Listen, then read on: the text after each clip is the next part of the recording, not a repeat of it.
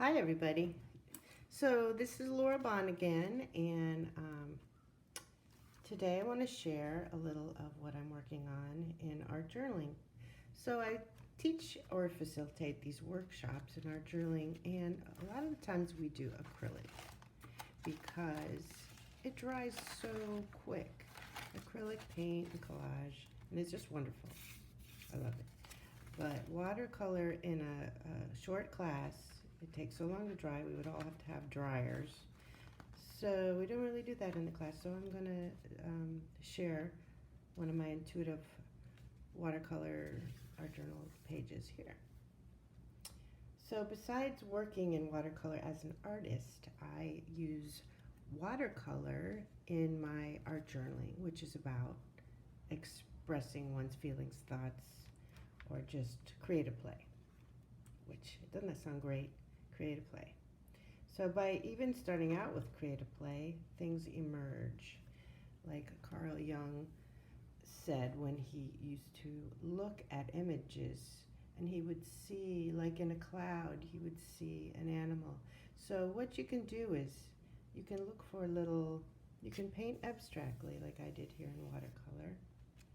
And then you can look for images or shapes that may lead to a drawing. So in this case, I started to see a dragon, but I ignored it because, I've been watching shows with dragons, you know. But I kept looking at it, and it was still there, just sticking out, this dragon here. And not only was it a dragon, but it was such a sweet dragon, remind me of the childhood movie Dragon. So I thought, okay, I'm just going to go for it. So the colors I had down were water-like, so I just made it like a water dragon. Yes, Loch Ness, you may think. So I thought, now how in the world could that ever help me in my life besides being really playful? So this is where I'm going to show you. Okay, so for one, I just decided I had this watercolor background, and I started to outline the shapes with both paint markers or also my Arteza watercolor markers and pencils, whatever you have. So depending on if you want it to bleed or if you want it to stay permanently. So I wanted it to bleed a bit, so I used some watercolor markers here. And so I'm just kind of defining the shape, but not too much. So I'm also using some matte gel, which has been fun just to experiment with. Sorry, camera. Matte gel is a clear protective layer. Once you put it on watercolors, it won't bleed anymore. So what I did here, just for experimenting fun, by the way, if you're an artist, the art journal is a good way to experiment with technique. If you're doing this for art therapy-like reasons, it's also a good place to play. But you don't have to share your art journal, it can just be for you.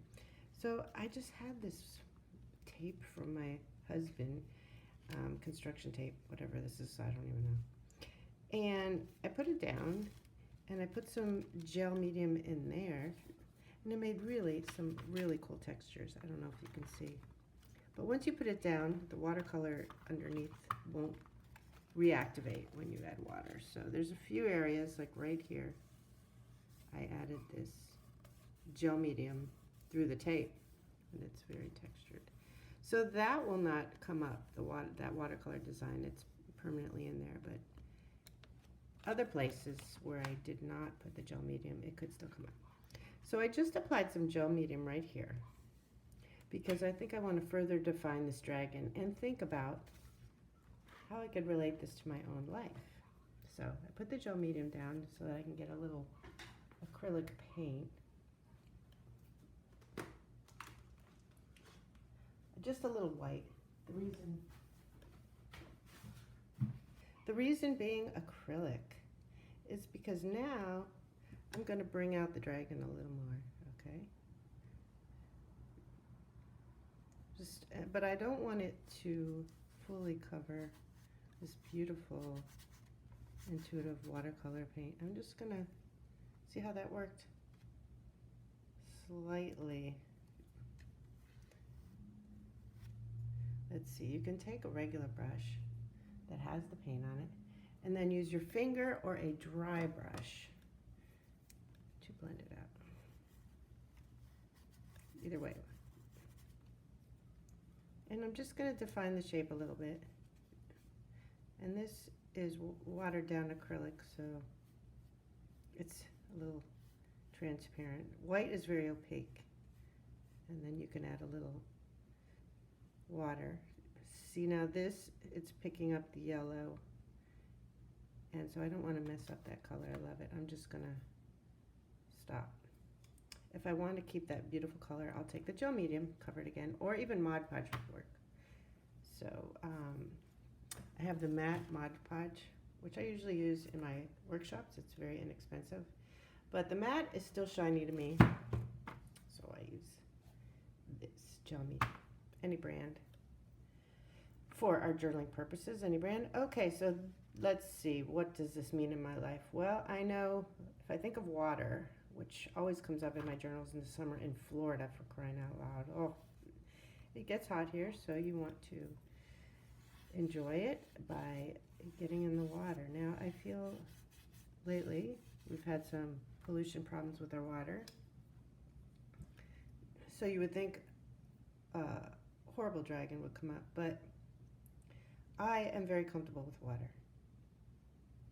I've been swimming since I was little, and I feel one with water. It makes me feel great. Not that you shouldn't have a healthy fear of water, but so what could this dragon mean? I'm going to have to do a little research and do my creative writing. I'm going to use Pat B. Allen's writing technique, which I will tell you about later, and I'm going to stop the video and to kind of discover what this is meaning to me. And what is this dragon looking at over here? So I just don't want to draw anything. I want to kind of see or imagine. And I've turned the paper different ways, and I don't see anything yet. So, I mean, is it looking at me, who's hesitant and hasn't spent enough time swimming and playing this summer? Yeah, I think that might be it. But also, I'm just not going to work here yet. I could use this to write. That would be a great idea. I could write everything that this means right here, and we could see it. Or I could continue this visual narrative for what this dragon is looking at. It almost looks like, right now, this area looks a little scary, and this dragon seems so sweet and calming. I don't know, but I am just really enjoying this technique, this playful, intuitive technique. Okay, a little more on that. So this watercolor might look really different to you. Well, I took concentrated watercolors, any brand. Let's see what I have here.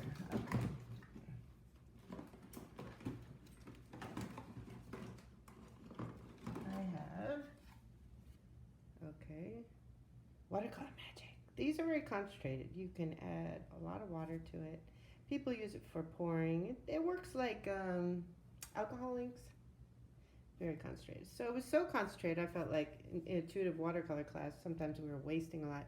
So then I put it in spray bottles, just whatever little spray bottles you have around. And that just really, I watered it down, put it in spray bottles. And then the application is so nice because I wet the page, add a little color, and just watch it spread. Now, I don't want to lose this, but I could cover it all with gel medium and then continue. So that's what I'm going to do because I don't want this to go away, all these delicate little lines, but I think something needs to pop up there. Something other than what's there. So I'm going to turn the video off and cover it with gel medium, and it'll be stabilized. It won't reactivate. And then I'll show you how to use these sprays. Okay, back. Okay, before we get back to our Intuitive Watercolor page, I just want to show you how I first started the background page. Simply take some water and either use a regular watercolor set or some watercolor tube paint, or in this case, we're experimenting with concentrated watercolor in spray bottles. You really get the magic when you mix two colors. Look at that, oh my goodness. It's just so exciting to see what happens. So, look at that, whoa. Wow, that's a little different. Okay, I'll do this page too. Now, when you use tubes or cake watercolor, you're just going to have to wet your page more and wet your paints more. And experiment. If it's not going to dry as concentrated if you use the cake watercolor. So you'll just have to go back when it dries, and you can make it brighter or darker, or just let it be subtle. Wow. Okay, so this is kind of how I created these quick backgrounds, and they take a long time to dry. So you can go back in and do little designs. I feel like with these, when I blot, unlike just regular watercolors with the spray, when I blot, it doesn't do too much. It doesn't make, because it's so wet, I think. But what I could do, let me just try this. Okay, so I just blotted, and it did leave room for new color. Okay, maybe just a little more. So again, if you really want to see the interesting effects, take some primary colors, yellow, blue, and red, and watch them blend and make their secondary colors orange and purples. Let's see, maybe a little more purple by in there. Ooh. Not quite purple. Let's getting carried away there. So okay, there we go. There's some purple. Let's turn that a bit. Look at that. I could smash these pages together and see what happens, but I don't think I will. Seems like less is more with the sprays.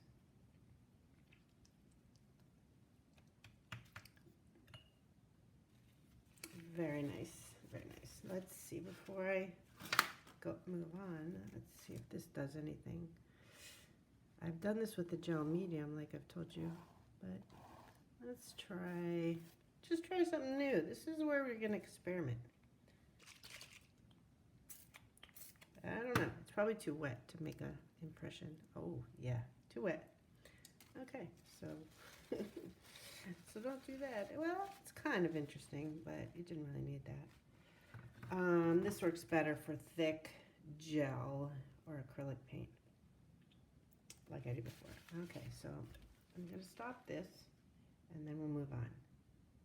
Hi there, I'm back. Okay, so I put gel medium over this page, so that now when I put water on top, it won't spread, the colors won't reactivate and bleed everywhere.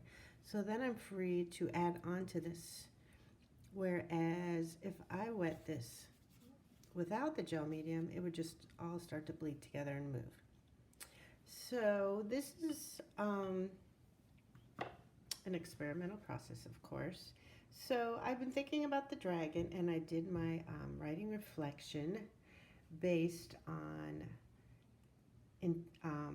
witness writing that I use in my arts and wellness workshops. The witness writing is Pat B. Allen, PhD art therapist's writing that helps to understand your imagery, your intuitive imagery that pops up, and to get a deeper understanding of your artwork.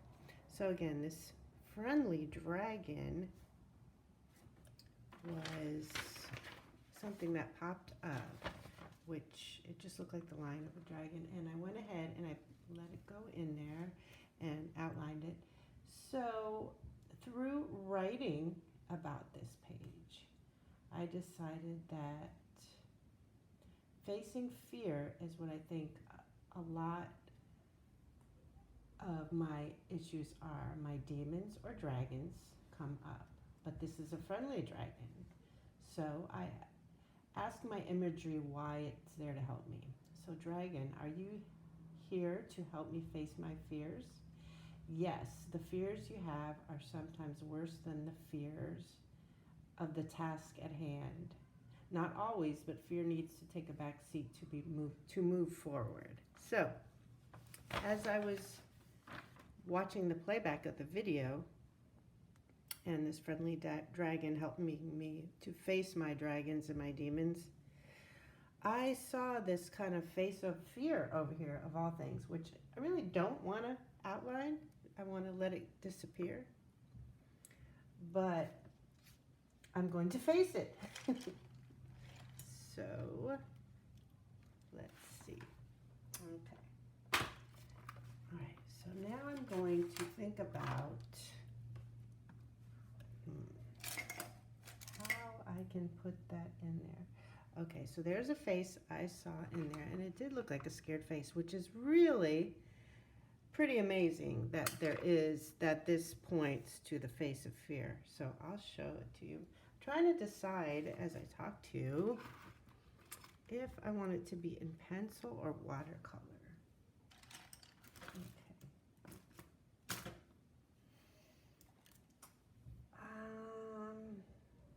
Okay, I've got a good idea. So,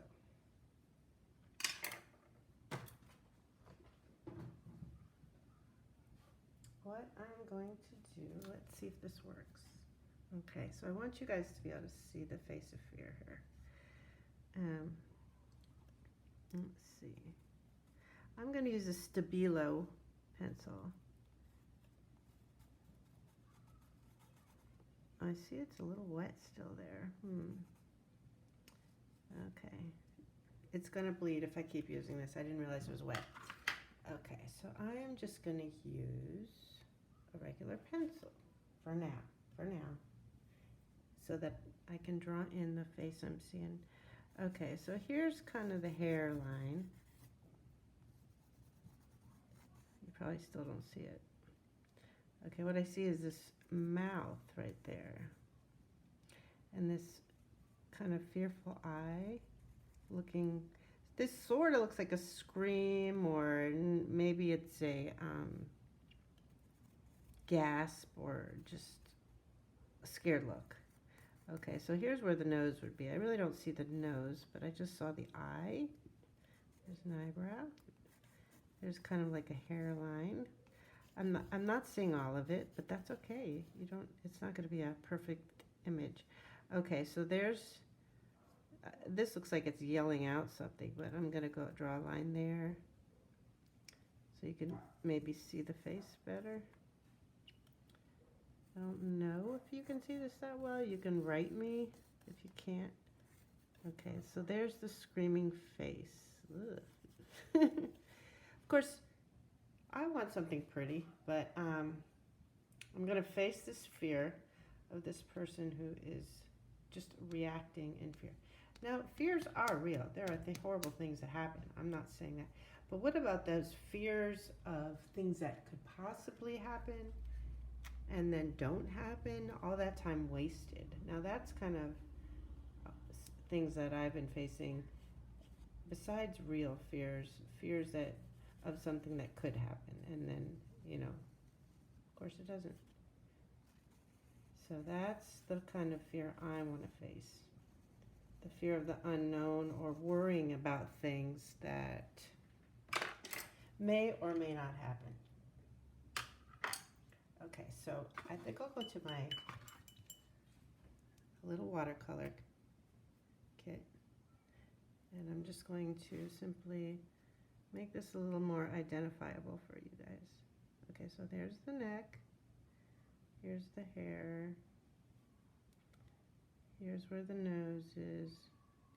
If you can see that open, scared look. And I don't know, this could be a bubble like of what the person's saying or screaming, but I'm just not going to read too much into it. So You don't have to know every single thing. You can, what you're doing is you're using your imagination to deal with emotional healing, so to speak. Okay, so I'm liking that. It doesn't look too scary. Um, let's see, maybe I'll define the hair a little more. So you see the colors underneath are not bleeding again because I used the gel medium.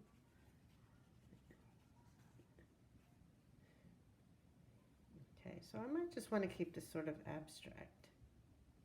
I could even turn her frown upside down later, but since this is a page about facing my fears, facing the dragon, realizing that the dragon might be helpful in my life, the dragon being fear itself. What did Martin Luther King say? The only thing we have to fear is fear itself. So this is the helpful, friendly dragon telling me not to fear fear. I just love what I'm discovering here. So this process is nice. It's coming out like dreamlike. And at one point, I could turn this face into more of a smile, but for now, I'm just going to contemplate on it. I could go back in maybe with some white acrylic if I really wanted to define her. I'm going to say her because I'm her. Let's see, maybe make the hair. But anyway, so, okay. This is basically it, folks. This is what I wanted to show you, was how you can use intuitive watercolor and let the marks you make or the spray you spray have meaning by looking for little shapes and lines that indicate images. Carl Jung was famous for this. It's called active imagination. So first I had found the dragon, and I was wondering why it was a friendly dragon, the helpful dragon. And then here, there was the face of fear. So there we go, folks. I hope you enjoyed this. Any questions, go ahead and email me or sign up for my newsletter. It will be in the link.